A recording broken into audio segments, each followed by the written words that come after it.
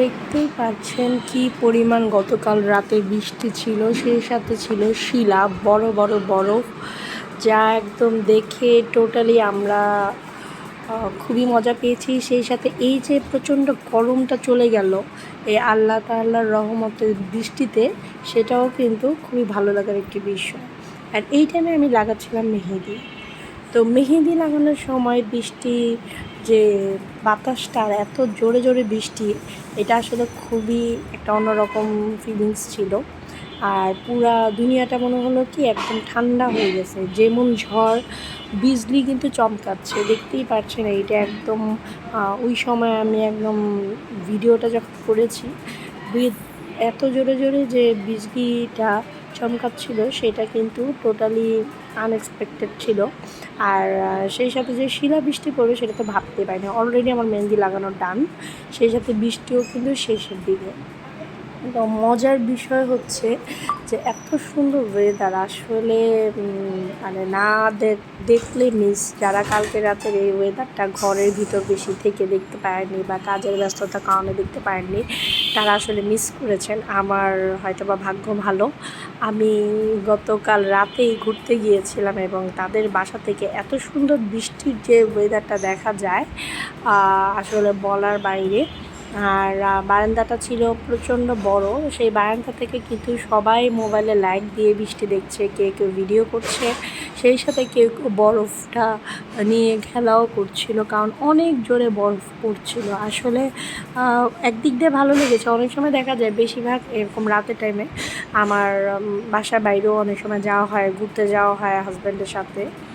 তো আবার এভাবেও কোনো কাজ থাকলেও যাওয়া হয়। কালকে অ্যাটলিস্ট বাসার ভিতরে থেকে এই বৃষ্টিটা এনজয় করতে পেরেছিলাম। কালকেও ঘুরতে গিয়েছিলাম আমার রিলেটিভের বাসায়, আমার খালা শাশুড়ির বাসায়। সেইখানে যাওয়ার পর আসলে এত কিছু দেখার পর মজার মজার অনেক আইটেম খেলাম এবং খুবই উপভোগ করছিলাম। বাচ্চারা তো খুব এনজয় করছিল। দেখতেই পাচ্ছেন এই যে এগুলো সাদা সাদা, এগুলো সবই কিন্তু শিলা, মানে বরফের একদম চাকাগুলো পড়ছিল, মনে হচ্ছে দুনিয়াটা পুরো ঠান্ডা হয়ে গেছে। আর এখানে অনেক মানুষ ছিল, আমার ননাস ছিল, আমার ননদরা ছিল, অনেক মানুষ আমরা এখানে একসাথে ছিলাম, সবাই আড্ডা দিতেছিল এবং রাত্রের এই বৃষ্টিটা একদম এনজয় করতেছিল। এই যে কাজের মেয়ে এখানে যে যারা আর কি হেল্পিং হ্যান্ড আছে, সেও যে এরকম আইস তুলছিল, ভাইয়ারা দৌড়াদৌড়ি করছিল। মানে আছে না যে বৃষ্টিতে কিন্তু অনেক কিছু ভিজে যায়, উঠানের জায়গাটা, তো এই জায়গাটা মেনলি উঠানের একটা জায়গা, ওপেন স্পেস, এখান থেকে অনেক কিছু সরাচ্ছিল, কারণ বৃষ্টিতে নষ্টও হয়ে যেতে পারে। আর যেই জোরে ও মা, যে বরফগুলো দেখাই যাচ্ছে পড়ছিল, মানে বলার মতো না। তো আমার বাচ্চা এই সবাই যে রথটা তুললো সে গোসল করবে বৃষ্টিতে, এটা তো সম্ভবই না, কারণ এই বৃষ্টিটা কিন্তু ভালো না। এই বৃষ্টিতে গোসল করলে জ্বর এসে পড়ে, আর অনেক ঠান্ডা পানি ছিল। তো এই হলো বৃষ্টির কথা। যারা বৃষ্টি দেখেননি আমার ভিডিওতে বৃষ্টি দেখে নেবেন। তো আর কি করলাম ওখানে যাওয়ার পর আসলে, আর ঈদের পরে দেখা গেছে আমার আরেকটা ছোট বেবিও আছে, তো বেবিকে নিয়ে খুব একটা বাইরে যাওয়া হয় না। তো যেহেতু দাওয়াত ছিল, অঝোর বৃষ্টিও শুরু হয়ে গেছে, তো সব মিলিয়ে দেখা গেছে বৃষ্টির আগেই আমরা এখানে চলে গিয়েছি। এই যে তাদের বাসাটা খুবই সুন্দর, তাদের একটা ট্রিপ্লেক্স বাসা, ভিতর দিয়ে সিঁড়ি করা এবং অনেক সুন্দর করে বাসাটি সাজানো। আমার মেয়ে এখানে খেলাধুলা করছিল এবং দেখা গেছে বাচ্চারা সব মিলে হুড়াহুড়ি, এই যে বারান্দার স্পেসটা, এখানে দিয়ে মজা করছিল।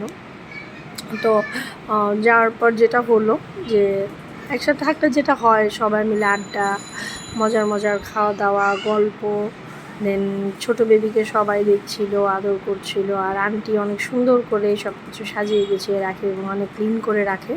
এটার কিছুটা ছাট আমি আপনাদেরকে দেখিয়ে দিলাম। যারা বাসা সাজাতে পছন্দ করেন তারাও চাইলে এরকম ফ্লাওয়ারের বাস দিয়ে ওপেন স্পেস সাজাতে পারেন। আমার কিন্তু এরকম সাজগোজ করা বা বাসাকে গুছানো খুবই ভালো লাগে। আসলে ভালো লাগারই বিষয়, শৌখিন হলে যেটা হয়, অনেকে অনেক সুন্দর করে নিজের বাসাটা সাজাতে পছন্দ করে।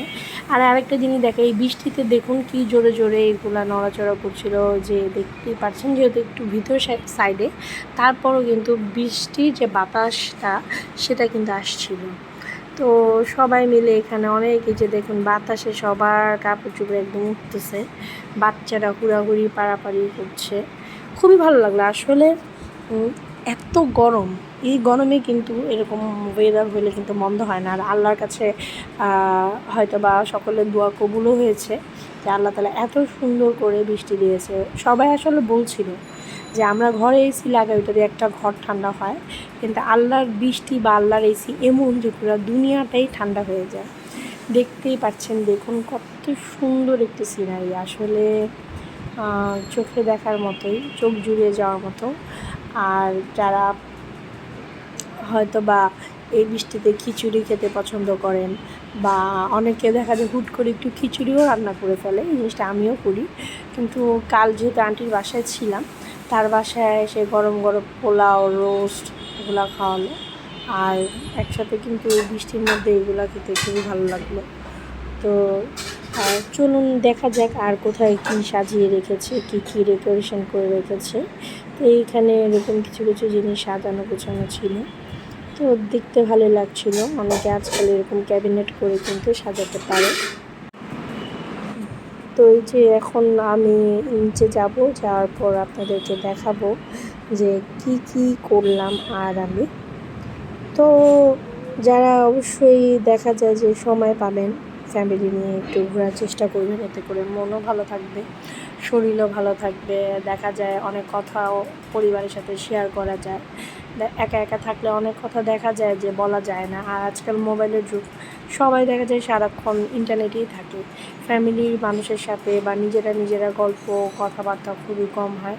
তো আমরা চেষ্টা করি মাঝে মাঝে ফোন টোন রেখে একটু পরিবারকে সময় দেওয়ার, শ্বশুর বাসার মানুষকে সময় দেওয়ার, নিজের ফ্যামিলিদের টাইম দেওয়ার, বাচ্চাদের টাইম দেওয়ার। এই যে আমার ননদ অনেক সুন্দর করে, ননদ না সরি, আমার ভাগ্নি, হ্যাঁ আমার ভাগ্নি অনেক সুন্দর করে মেহেদি লাগিয়ে দিচ্ছে। আর এটা কিন্তু জানেন, আপনারা জানলে অবাক হবেন, আমি দিয়ে এবার মেহেদি লাগাতে পারিনি। এনিহাও সেটা রিজন ছিল ঈদের সময় যখন আমি মেহেদিটা লাগাবো, তখন আমি বাইরে গিয়েছিলাম, তো মেহেদিটা আমার কোনো কারণে লাগানো হয়নি। সেদিনও আমার ভাগ্নি এসে ফেরত গেল। আর এখানে ছিল গরম গরম বৃষ্টিতে একদম গরম গরম গরুর মাংসের পরোটা। এটা আসলে ঢাকাইয়ারা অনেক পছন্দ করে। প্লাস আমি জানি না যারা অন্যান্য জেলার আছেন তারা পছন্দ করেন নাকি, বাট যারা খাননি ট্রাই করে দেখবেন। এটা আন্টির হাতের তৈরি ছিল, গরম গরম মাংস দিয়ে পেঁয়াজ, মরিচ এবং ধনিয়া পাতা দিয়ে খুবই মজার পরোটা। আর এরপরের যে আইটেমটা, এটাও আমার ফেভারিট ছিল, এটা আমার ননাস তৈরি করেছিল, দই বড়া, খুবই মজা লেগেছিল। আসলে এই আইটেমগুলা অ্যাকচুয়ালিতে ইউনিক, সেই সাথে নিজের হাতে ঘরে তৈরি, আসলে এটার মজা বলে শেষ করা যাবে না। আমি এই ধরনের খাওয়াগুলো খেতে কিন্তু খুবই পছন্দ করি। আপনাদেরকে এক ঝলক আমি আন্টির রুমটাও দেখিয়ে দিই। এই যে এখানে আন্টির বেডরুম, আমরা এখানে সব আড্ডা দিচ্ছিলাম আর খাচ্ছিলাম অনেক মানুষ মিলে। শাশুড়ি ছিল আমার, তারপরে এই যে তরমুজের সিজনে আমার তরমুজটা এবার কম খাওয়া হয়েছে, তা আন্টির বাসায় তরমুজ পেয়ে গেলাম। কিন্তু একটা বিষয় হচ্ছে, তরমুজটা ছিল গরম, ফ্রিজে রেখে ঠান্ডা করার হয়নি, আনার পর সাথে সাথে কেটে দিয়ে দিয়েছে। তো এখানে আমরা সবাই মিলে তরমুজ খাচ্ছিলাম। তো যাই হোক, একসাথে সবাই কিন্তু খেলে মজাই লাগে। এই পর্যন্ত আজকের ভিডিও। তো আজ আমি বিদায় নিচ্ছি আপনাদেরকে, এই পর্যন্ত আজ আমি দেখালাম। সামনে নিয়ে আসবো আরও নতুন নতুন সুন্দর সুন্দর ব্লগ। যারা আমার ভিডিও দেখেন, লাইক করেন, কমেন্টস করেন, আমার খুবই ভালো লাগে। দেখা যায় দেখতে দেখতে আমার ইউটিউবের পরিবার এখন 400-র কাছাকাছি। যখন শুরু করেছিলাম একদমই জিরো ছিল, তো এখন আপনাদের সাথে ভিডিও শেয়ার করতে করতে ফ্যামিলির মতো আপনারা হয়ে গেছেন। দেখা যায় সব কিছু শেয়ার না করলে আমারও ভালো লাগে না। তো যখনই আমি সময় পাই আপনাদের জন্য ভিডিও দিই, আপনারা আমার সাথে আছেন। তো সবাই দোয়া করবেন, ভালো থাকবেন। আল্লাহ হাফেজ।